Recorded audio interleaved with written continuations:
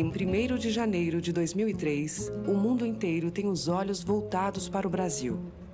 Luiz Inácio da Silva, o Lula, acaba de ser eleito presidente. O filho de um lavrador no comando de um país é um acontecimento raro, recebido com manifestações de alegria e de esperança, e também com ceticismo pela burguesia e homens de negócios.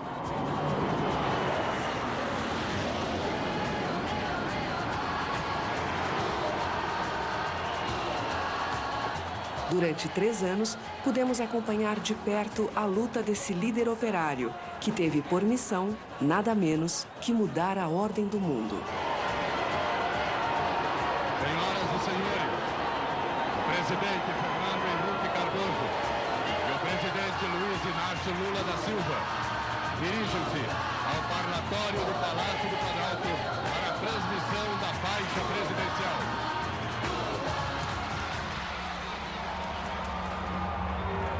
Eu, na minha vida, quase tudo na minha vida aconteceu sem que eu esperasse que fosse acontecer. Eu nunca na minha vida, Dom Cláudio, tinha pensado em ser dirigente sindical. É importante lembrar que em 1978 eu dizia para quem quisesse ouvir que eu não gostava de política e que tinha ódio de quem gostava de política. A minha eleição, ela é mais do que a eleição de um homem para presidir este país. A minha eleição, ela é a consumação de uma história em que eu sou apenas uma peça dessa história. A minha chegada à presidência da República é o resultado do crescimento da consciência política da classe trabalhadora brasileira.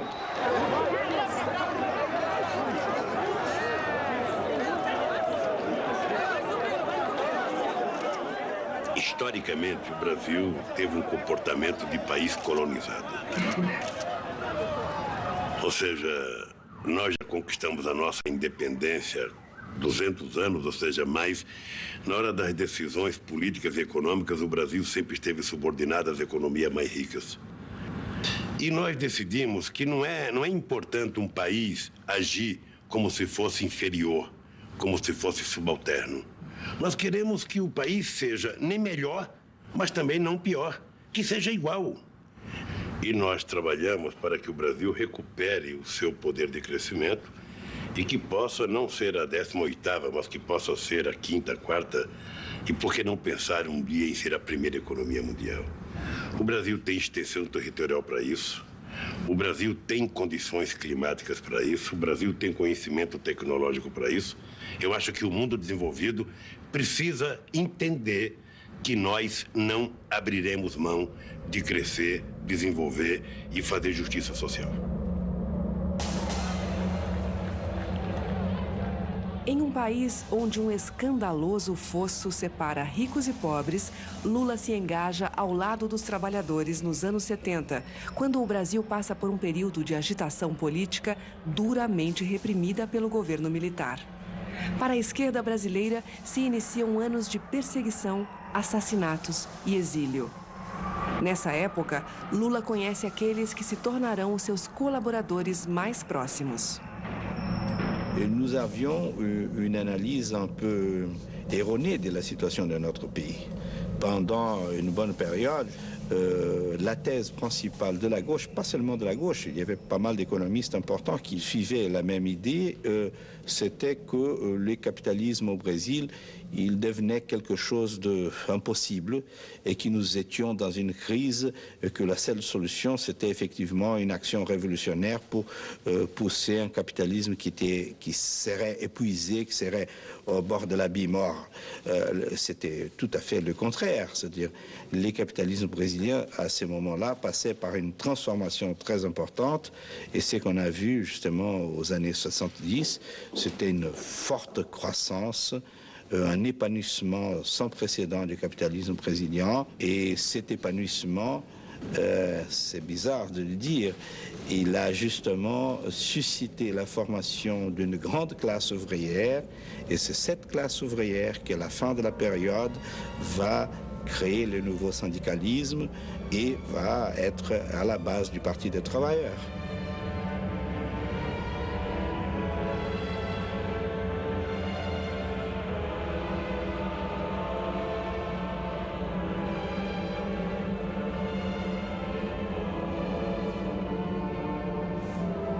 Lula nasceu em uma das regiões mais pobres do Brasil. Ao chegar com sua família a São Paulo, ele não havia concluído o ensino fundamental e tinha apenas 10 anos quando começou a trabalhar como engraxate. Aos 14 anos, ele trabalha em uma indústria de automóveis e faz um curso profissionalizante. Ele fará, aos 21 anos de idade, seus primeiros contatos com o mundo sindical. Com 30 anos, Lula torna-se presidente de um dos mais importantes sindicatos metalúrgicos do mundo, que conta com mais de 400 mil membros. Em março de 1979, ele desafia a ditadura, lidera uma greve e é preso. A violenta repressão ao movimento operário não vai calar esse líder carismático. Ao contrário, ela vai inspirá-lo a criar o Partido dos Trabalhadores, o PT, cuja prioridade será reconquistar a democracia após 20 anos de ditadura. E nós das oposições precisamos de uma vez por todas ter consciência que a única chance que nós temos é a via das eleições diretas para presidente da República. C'est très rare d'avoir des présidents qui viennent vraiment du peuple, mais qui, disons, ils ne sont pas des radicaux, parce que Lula n'est pas un radical. Il a lutté pour son élection, c'est la 4e élection qu'il a finalement remportée. Il n'est pas radical, mais il est toujours fidèle à ses principes.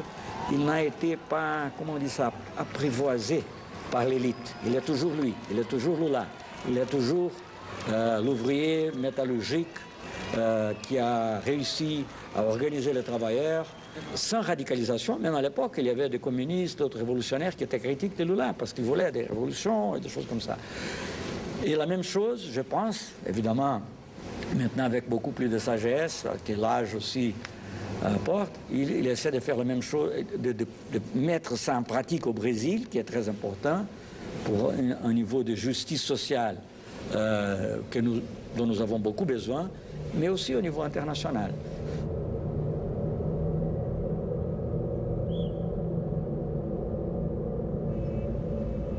Contra todas as expectativas, Lula faz da política internacional uma de suas prioridades.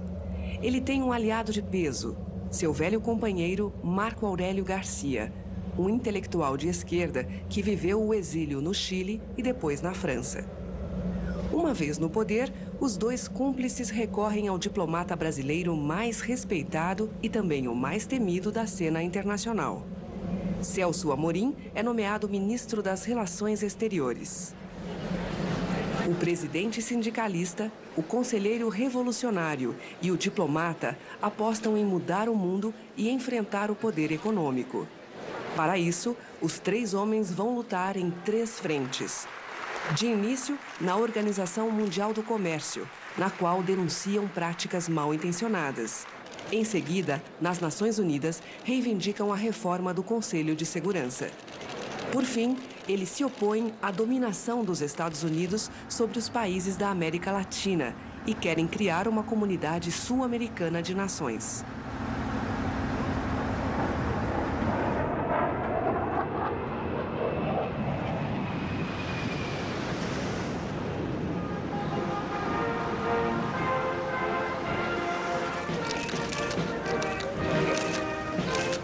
Lula lança o Brasil na maior ofensiva diplomática de sua história. Seu programa é muito ambicioso, pois ele tem apenas 4 anos para realizá-lo. E eu disse ao meu ministro das Relações Exteriores que era preciso a gente trabalhar para mudar a geografia comercial do mundo. Que nós não poderíamos nos contentar em achar que os Estados Unidos e a União Europeia decidiu as coisas e o resto do mundo tinha que acatar. Não era correto e não era respeitoso para com os outros países. Então nós estabelecemos uma parceria com a China, com a Índia, com a África do Sul, com a Argentina e com outros países para criar uma organização nossa que pudesse somar não apenas a quantidade de gente, mas a capacidade produtiva dos nossos países e a capacidade de negociação dos nossos países para fazer frente aos blocos tradicionalmente existentes.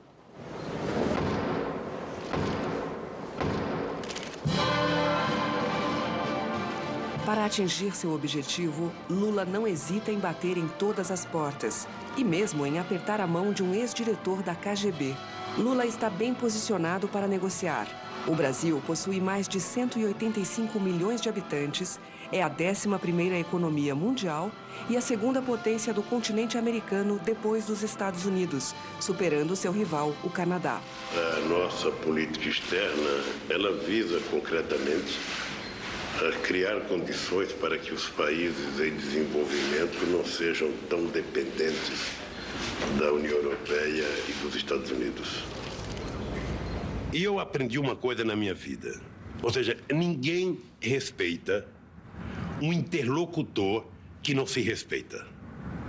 Se você entrar numa mesa de negociação achando que você é inferior ao teu interlocutor, você já estará derrotado. Se você entrar achando que é melhor, você já estará derrotado. Você tem que entrar com muita humildade, mas com muita altivez, sabendo, a priori, quais são os seus interesses que você não pode abrir mão. É assim que eu tenho mantido uma boa relação com todos os países do mundo.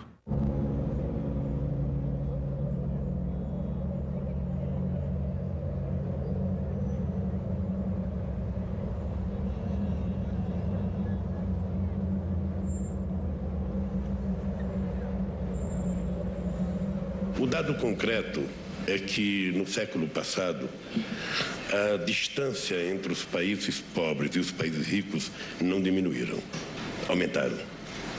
Ou seja, quem era rico ficou cada vez mais rico e quem era pobre ficou mais pobre.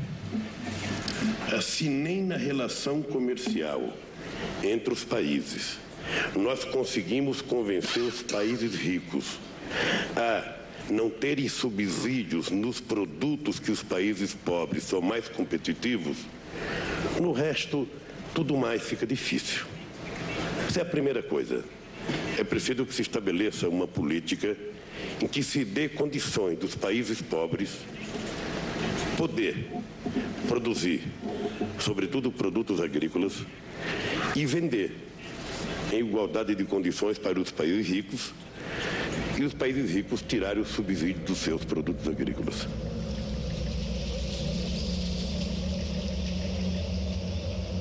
Lula denuncia o sistema de subsídios. Na Suíça, esses subsídios são da ordem de 68%. Na Europa, de 32%. Nos Estados Unidos, de até 50%. E no Canadá, de 22%. Os produtos agrícolas dessas regiões inundam o mercado mundial a um preço insignificante, asfixiando os agricultores do Sul que não se beneficiam de tais subvenções. O primeiro campo de batalha do presidente Lula em sua luta contra a hegemonia dos países ricos é a OMC, a Organização Mundial do Comércio, que administra as relações comerciais entre os países. Nos bastidores da reunião da OMC, realizada em Cancún em 2003, Lula obtém uma grande vitória. Ele convence 19 países a se juntar e formar o G20 para fazer frente aos países ricos. Composto de países como a China, a Índia, o Egito e a África do Sul, o G20 representa sozinho 60% da população mundial e 2/3 dos agricultores.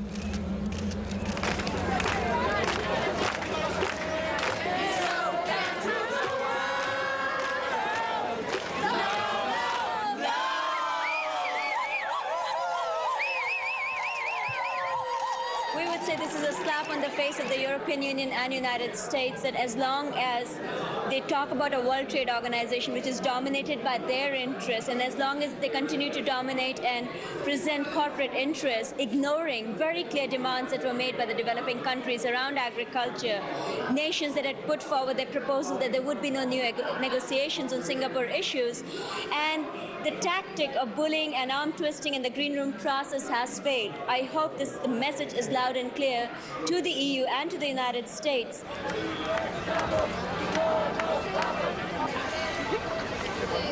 Nous sommes prêts à faire plus de sacrifices que le pays le plus pauvre. Mais il faut aussi que le pays plus riche fasse plus de sacrifices que nous. Et que le bénéfice, inversement, soit surtout pour le pays moins avancé, après pour les pays en développement comme nous, Hollande ou autres, et un peu moins pour les pays plus riches. A number of countries just thought it was a freebie. They could just make whatever points they suggested, argue and not offer and give. And now they're going to face the cold reality of that strategy comes home with nothing. Now, as I said, that's not a good result for any of us. I wish it didn't happen. But we were willing to work off the prior text. We're willing to work off the text that exists. But others are going to have to make that decision. And as I've made clear from the first days I've taken office, the United States has an agenda on multiple fronts. We're going to keep opening markets one way or another.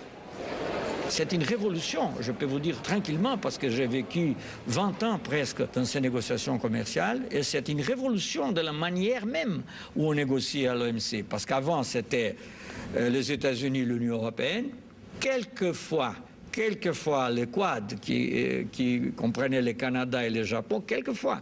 Et après que tout s'était décidé, bon, alors on va voir s'il y a un problème vraiment que pour l'Inde est tellement fondamental ou pour le Brésil, on va voir qu'est-ce qu'on peut faire. Et normalement, on ne faisait pas grand-chose. Maintenant, c'est tout à fait différent. Le G20 a mis le pays en développement parce que aussi, il a encouragé d'autres pays en développement de se coordonner avec lui au centre des négociations commerciales. Et ça ne changera plus.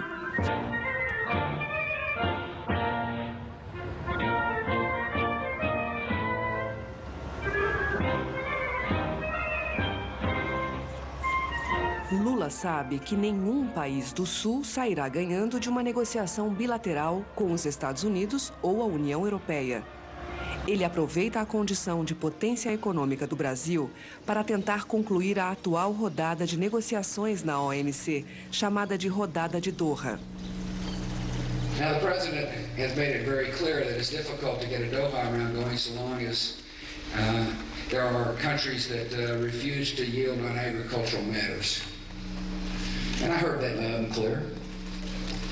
And so recently I made a statement, or a series of statements, that said the United States will reduce subsidies and tariffs so long as we get the same treatment from trading partners such as Europe.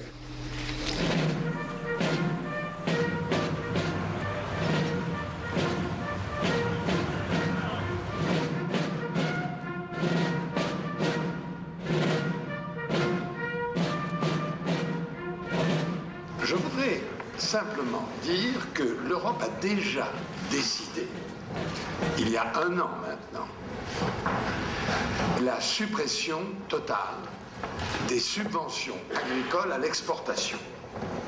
C'est ce que demande le Brésil et d'autres. C'est déjà décidé.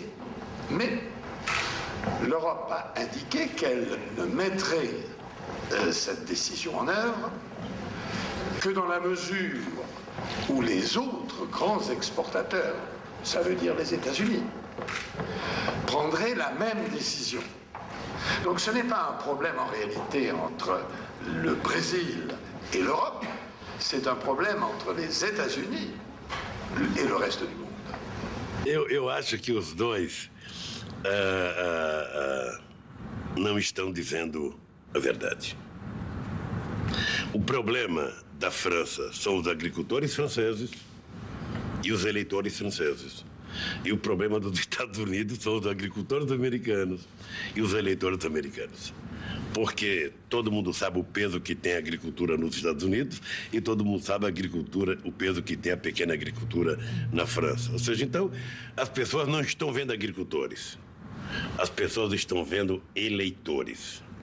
E por isso não querem tomar uma posição e fica um culpando o outro. Então, eu brinquei muito com o Chirac, eu brinquei muito com o Bush, porque é um argumento para não dar o passo seguinte.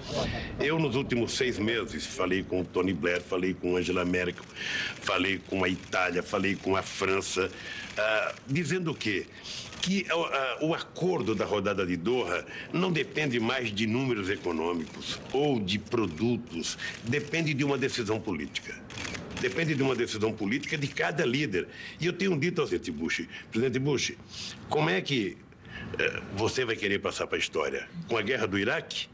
Ou nós vamos querer passar para a história como os dirigentes políticos que, numa determinada época do século XXI, fizemos uma proposta de acordo que beneficiava os países mais pobres do planeta? E agora eu quero conversar com o novo presidente da França, com o presidente Sarkozy, para dizer para ele, olha, em algum momento da nossa vida, nós políticos passamos para a história porque fazemos um gesto ousado.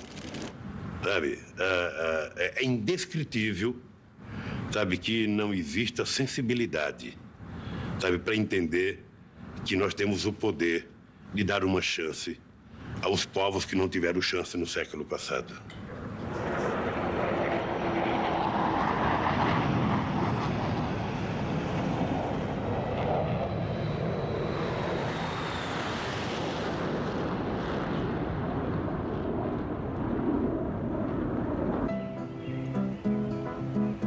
O que você acha da política externa de Lula?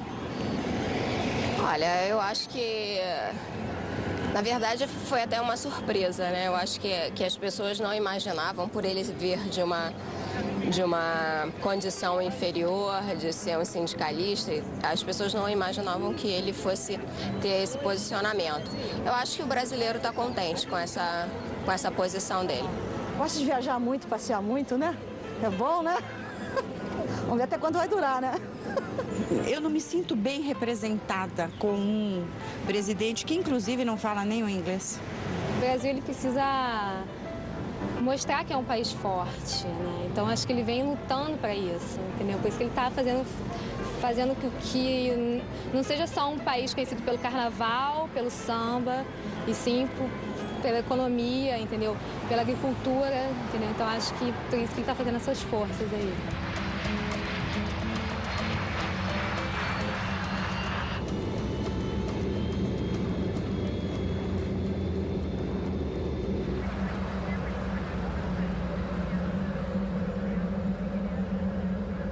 O segundo campo de batalha do presidente Lula é o Conselho de Segurança da ONU.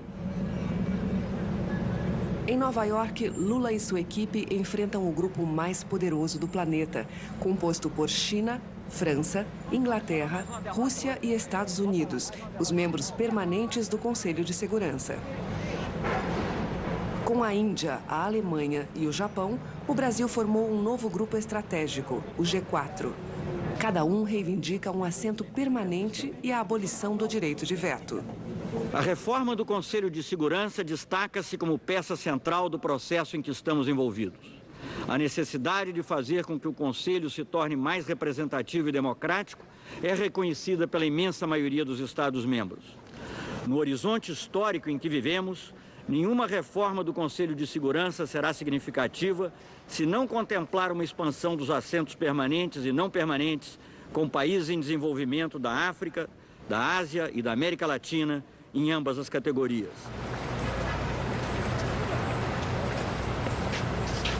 I would add that this is a moment of reform in the United Nations as a whole. We are speaking of new bodies for human rights. We're speaking of a peace building committee. We are speaking of reforming other organs. So this is the time in which we have to see the totality of the United Nations. Otherwise, as Kofi Annan had said, as the President of the General Assembly has said, both the past and the new, there will be no reform will be completed without the reform of the Security Council. So it is a necessity.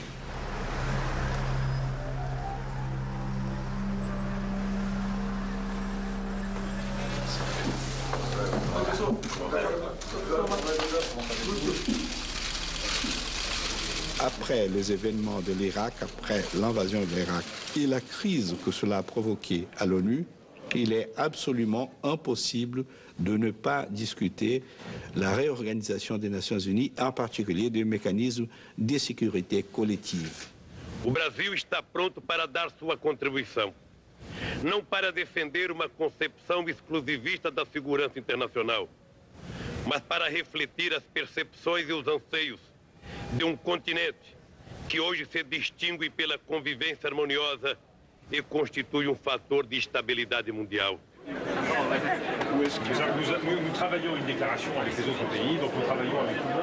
Nós achamos que é um modelo completamente superado. Quer dizer, não apenas tudo isso aconteceu há 60 anos atrás, mas de acordo com uma lógica da guerra. Então nós achamos que as Nações Unidas têm que se tornar cada vez mais uma espécie de parlamento mundial, de governo democrático mundial. Por isso nós queremos reformar todo o sistema das Nações Unidas, não apenas o Conselho de Segurança.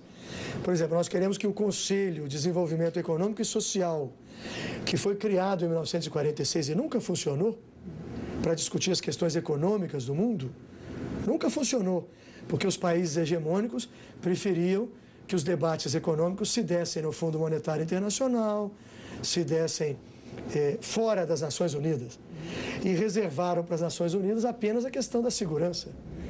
Nós queremos que as questões da segurança sejam discutidas junto com as questões do desenvolvimento. Real progress on these fundamental reforms will prove that the United Nations can address greater issues of change, in particular, the reform of the Security Council. We want this important body to reflect the world as it is in 2005, not as it was in 1945. The United States is open to expanding the Security Council.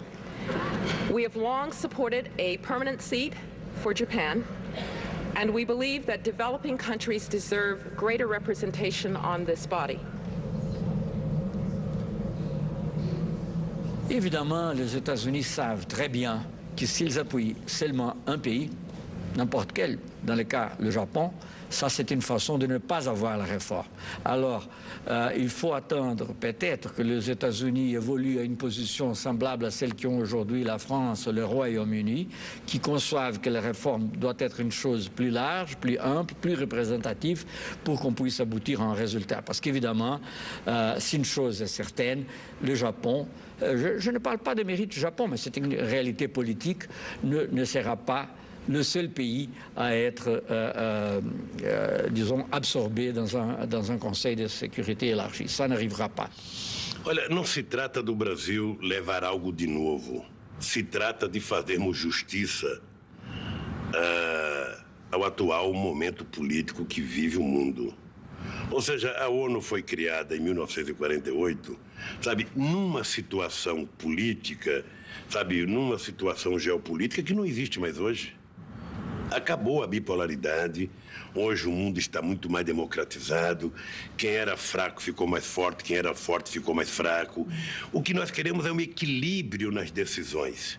O que nós queremos é que tenha maior participação. O que nós estamos reivindicando? Que entre alguém da América Latina, que entre alguém da África, que possa entrar alguém do Oriente Médio, que entre países como a Alemanha, como o Japão, sabe, que possa dar um equilíbrio. Por que apenas 5 membros, sabe, participando das Nações Unidas? Ou seja, 5 pessoas, 5 países que têm muita dificuldade de falar em nome da paz porque são os 5 maiores produtores de armas do mundo e possivelmente os maiores vendedores de armas do mundo.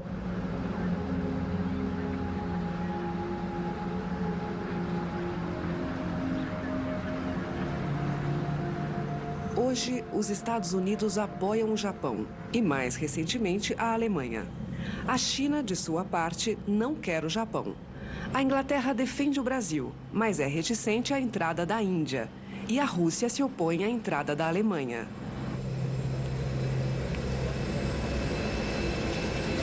Cada um se apega a seus privilégios históricos e defende seus interesses.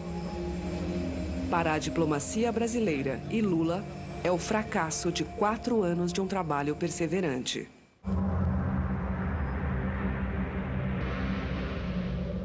você acha da ideia dele de ter uma cadeira no Conselho de Segurança da ONU? É uma ideia ambiciosa, né, na verdade. Mas acho que, pelo fato do Brasil ser um país de forte história diplomática, acho que vale a pena. Eu acho que não pode virar obsessão, eu acho que é muito difícil. O monopólio, pelos seus 5 componentes do Conselho, é grande e ninguém quer perder poder nem dividir. Então eu acho muito difícil isso acontecer. Seria bastante significativa para o Brasil, mas eu não sei se ele vai conseguir, né?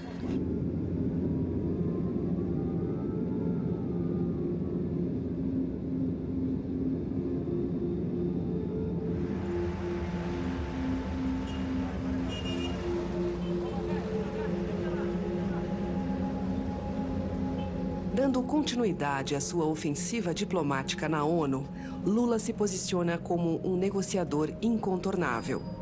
O Brasil participou da resolução de crises políticas na Venezuela e na Bolívia. Também comanda as missões de paz no Haiti. No entanto, o envolvimento do Brasil no Haiti é controverso e a tarefa muito difícil. E se não houver desenvolvimento no Haiti, se não houver investimento em infraestrutura, se não houver investimento em alguma coisa que gere empregos e se não houver investimento em educação, vai ser muito difícil você ter paz no Haiti, com qualquer que seja o presidente da República. Qual é o problema que estamos enfrentando? É que os países doadores, normalmente os países mais ricos do planeta, que se comprometeram a dar $1 bilhão para ajudar no desenvolvimento do Haiti, não colocam dinheiro. Toda reunião diz que tem $1 bilhão, mas toda vez que a gente fala cadê o dinheiro não aparece.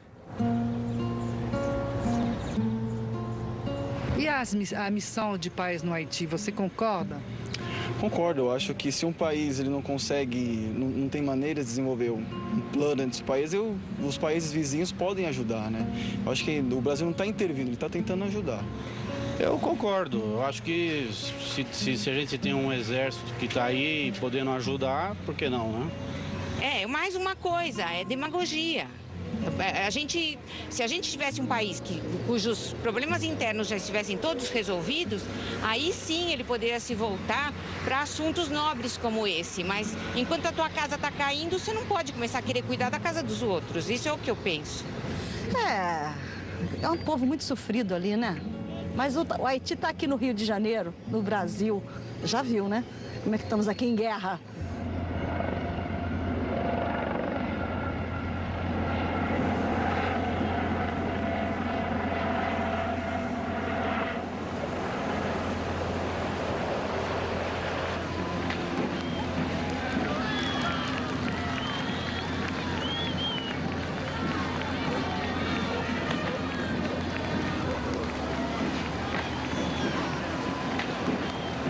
Desde sua chegada ao poder, uma das preocupações de Lula e de seus 2 leais parceiros, Marco Aurélio Garcia e Celso Amorim, é o lugar que a América do Sul ocupa no continente americano.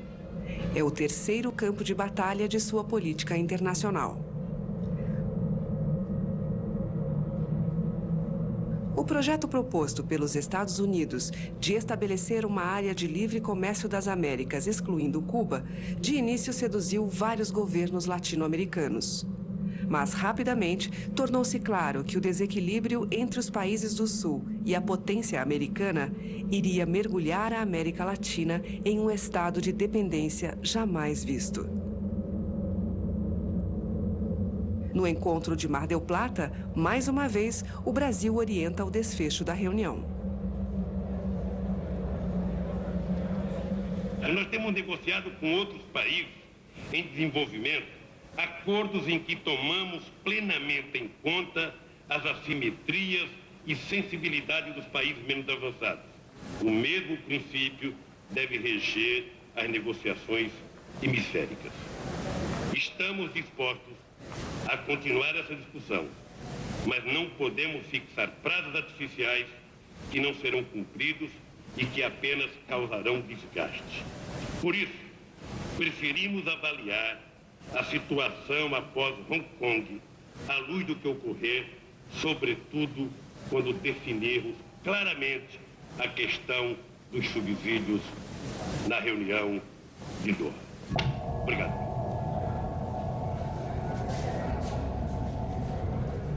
A morte da Área de Livre Comércio das Américas acaba de ser decretada.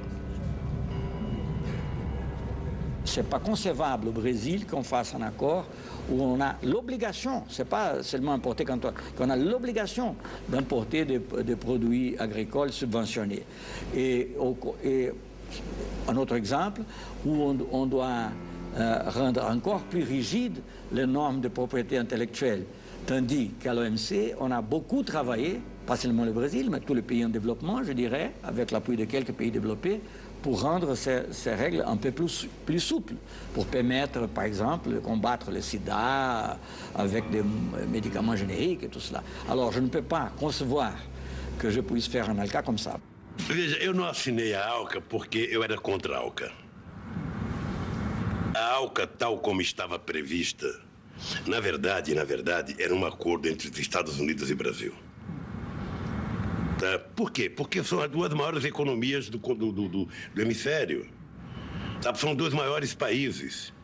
E eu me perguntava sempre o seguinte: a União Europeia, para concluir o grande acordo que formou esse continente extraordinário, ou seja, eles levaram 50 anos. Os países ricos tiveram que colocar um fundo de desenvolvimento que ajudou a Grécia, que ajudou a Espanha, que ajudou Portugal, para que fosse mais ou menos uma unidade com países equilibrados. Ora, qual o potencial tecnológico dos países da América Latina frente aos Estados Unidos? Qual o poder tecnológico de alguns países da América Latina com relação ao Brasil? Ora, então, o que nós queríamos? Um acordo que levasse em conta a necessidade de ajudarmos os países mais pobres a se levantarem um pouco para depois ter um acordo. Porque senão não seria acordo, seria um sufoco nos países mais pobres. Há alguns passos da zona altamente militarizada, onde acontece a cúpula dos chefes de Estado das Américas, ressoam as vozes da cúpula dos povos.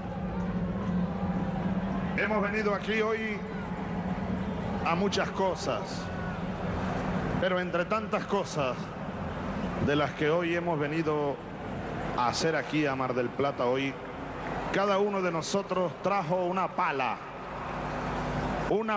de enterrador, porque aquí en Mar del Plata está la tumba del ALCA. Tenemos una doble tarea: enterrar el ALCA y el modelo económico imperialista, capitalista, por una parte, pero por la otra, a nosotros nos toca, compañeros y compañeras, ser los parteros del nuevo tiempo, los parteros de la nueva historia, los parteros de la nueva integración. Independencia decimos hoy en este tercer Congreso de los Pueblos. Termino con la frase de Martí: llegó la hora de la segunda independencia de los pueblos de la América. Ha llegado la hora. Un abrazo bolivariano y revolucionario para todos y para todas. ¡Venceremos! ¡Viva el Che Guevara, carajo!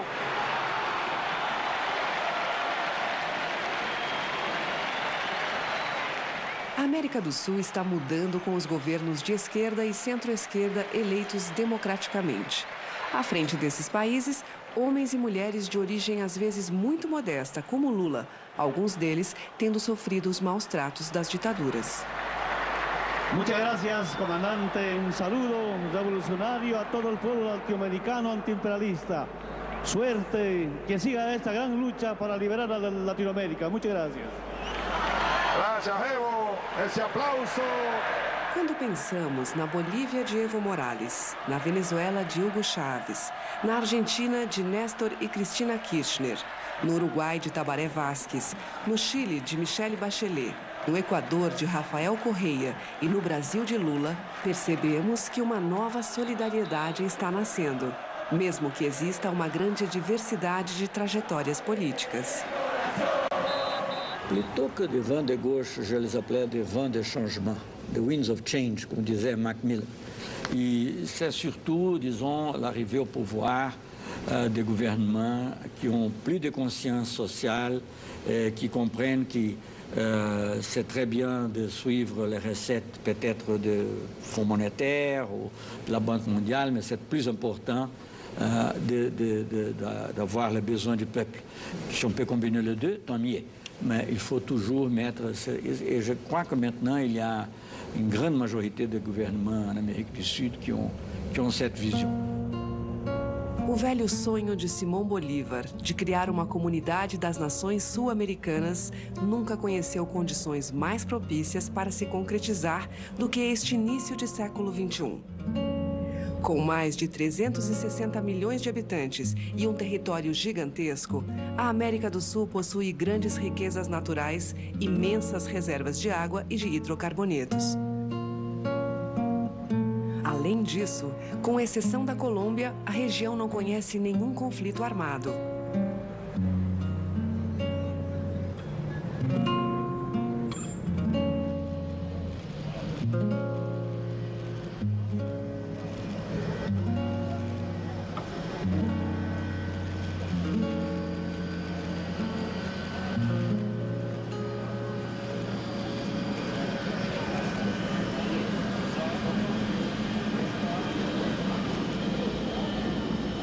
O século XX inteiro, cada um achava que poderia ser mais amigo de uma grande potência. Cada um achava que tinha que ser mais amigo ou da União Europeia, ou do Japão, ou dos Estados Unidos, porque a partir dessa amizade teria solucionado os seus problemas. Os indicadores mostram que não houve evolução. E como já foi dito aqui, quem era rico ficou mais rico e quem era pobre ficou mais pobre. Se essa lição valer para o nosso comportamento daqui para frente, eu quero terminar dizendo aos companheiros: não haverá saída individual para nenhum país. Aqui não foi muito discutido, mas, por exemplo, nós precisamos definir uma forma de financiamento, regras que possam atender a todos os países. Presidente Chávez. Seguramente, sin duda, como dice Celso, en el programa de acción en el que sé que trabajaron mucho ustedes, los cancilleres, los vicecancilleres, hay puntos recogidos allí.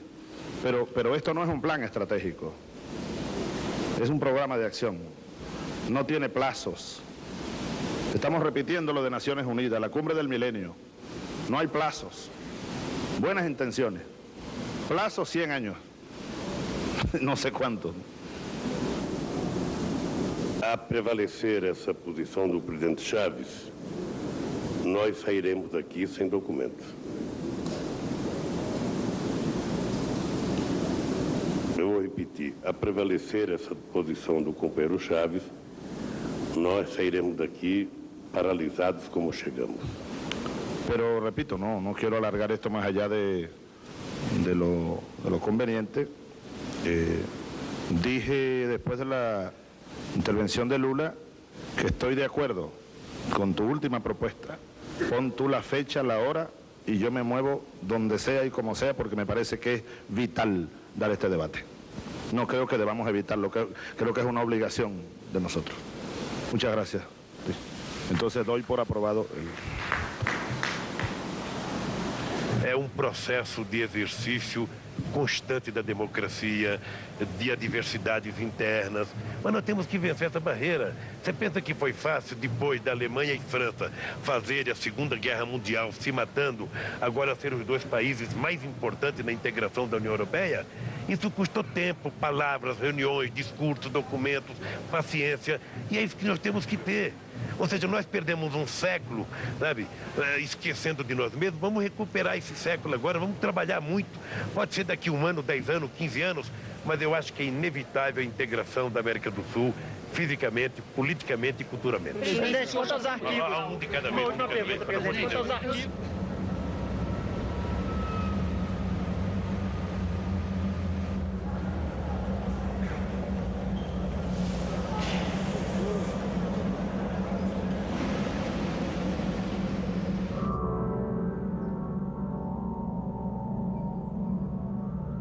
E o Brasil não tem vocação hegemonista. O Brasil quer ter uma vocação de parceria. Eu quero construir parceria com os países, ajudando eles e recebendo ajuda deles, para que a gente possa crescer, se desenvolver e fazer distribuição de renda juntos. Aí é uma experiência que eu trago do movimento sindical. Ou seja, eu aprendi na minha luta sindical que a união faz a força.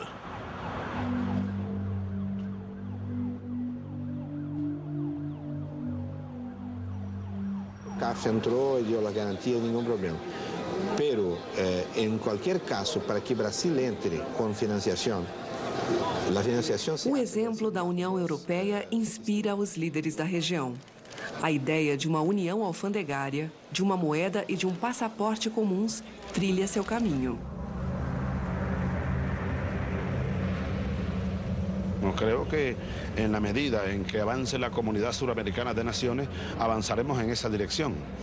Es el proyecto estratégico de este siglo. Nosotros estamos planteando, por ejemplo, un Banco del Sur, un Banco Suramericano, una Petrosur, una Telesur, que ya existe, pero solo en una primera etapa. Tú eres de Telesur, saludamos a Telesur y a todos los medios de comunicación presentes.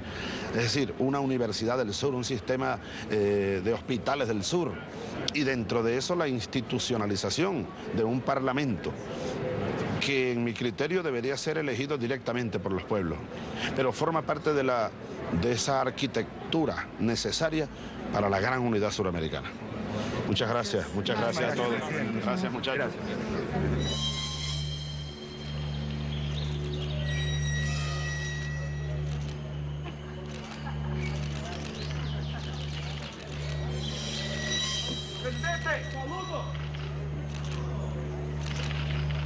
Apesar das divergências entre os líderes, a segunda cúpula da Comunidade Sul-Americana de Nações definiu um calendário rigoroso. O dia 9 de dezembro de 2006 marca o início de uma nova era para o continente. Para Lula e sua equipe, trata-se de uma outra importante vitória e a mais desejada por eles.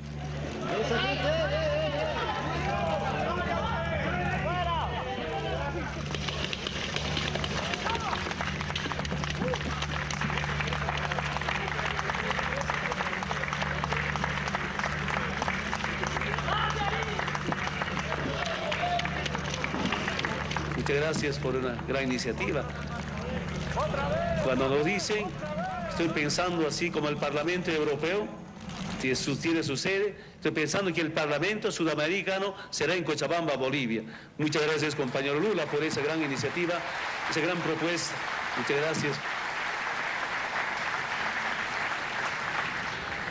A consolidação da América do Sul, o Mercosul, tudo isso, você concorda? Eu concordo. Eu acho que o mundo começa a se globalizar, né? Você vê a Europa, eu acho que a gente tem que se unir. Acho que se a América Latina se unir de verdade, como um bloco comercial, vai ficar muito mais forte, né? Para competir com os Estados Unidos, a Europa toda, né? Porque eu acho importante. Os Estados Unidos monopolizam todo o mundo com seu dólar, com a sua potência, com a sua força que ele tem econômica. Nós, como latinos-americanos, temos que ter uma força nossa.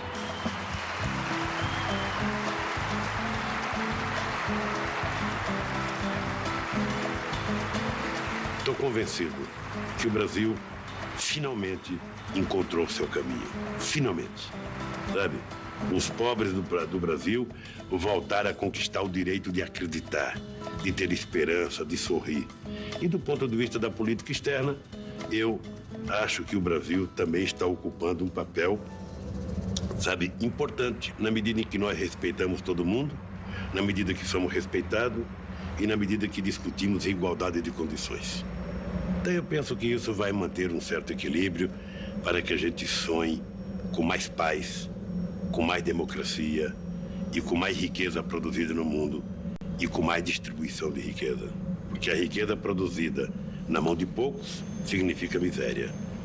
A riqueza produzida na mão de muitos significa distribuição de renda. E é assim que eu vejo o mundo.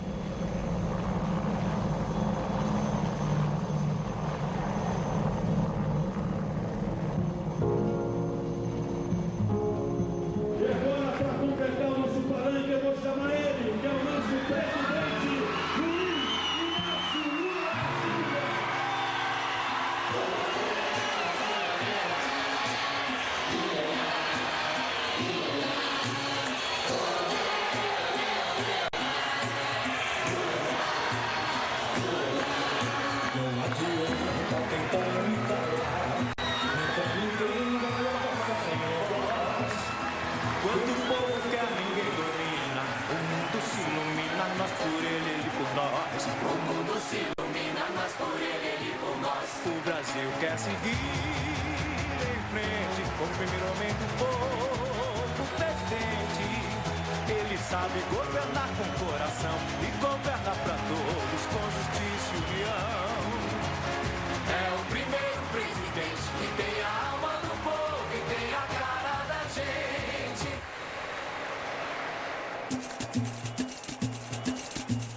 Olé, olé, olé, olá. Lula, Lula.